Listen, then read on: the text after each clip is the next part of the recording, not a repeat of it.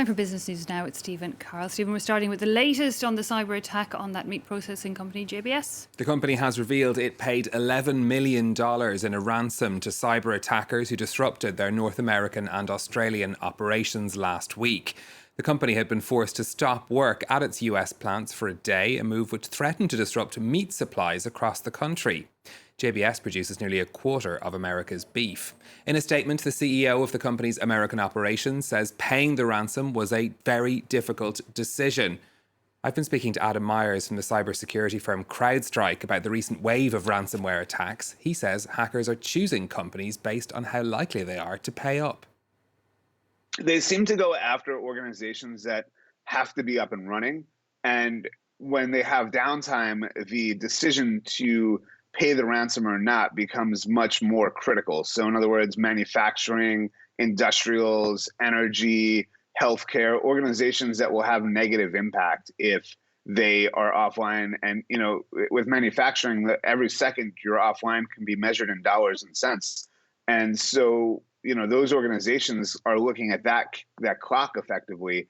And when the amount of money they're losing is greater than the ransom demand, it becomes a no-brainer to pay it.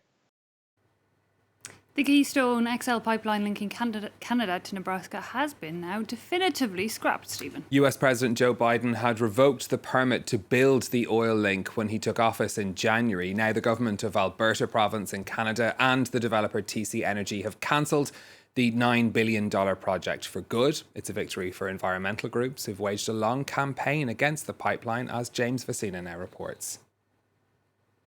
13 years after the controversial project was first announced, the plug has been officially pulled.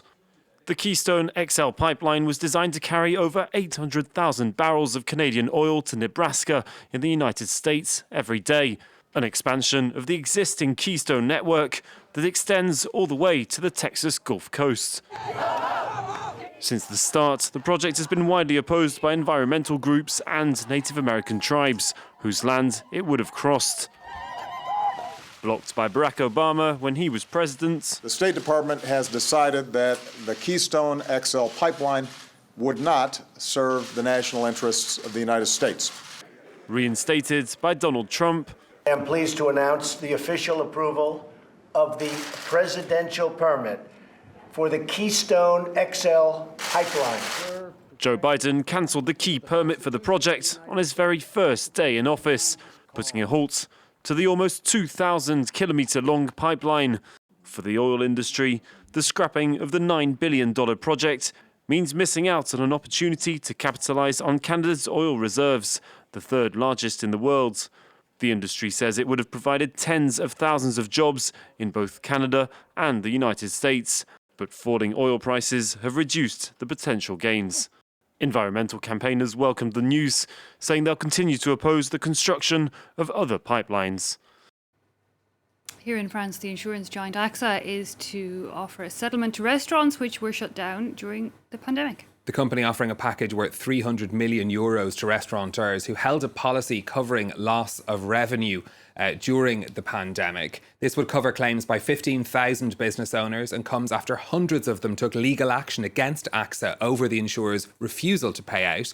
AXA's CEO telling French radio today that the company wanted to put the legal battles behind them. The first payments from the scheme would be made starting later this month. Okay. Bring us up to date on the market, Stephen. European shares starting the day pretty flat. London and Paris just seeing some small gains. Shares in AXA down slightly after news of that settlement with restaurant owners here in France. In the Asian markets, we had gains across many of the major share indices. Some optimism around an improvement of US-China relations after the top trade officials from both countries spoke by phone about trade and investment links.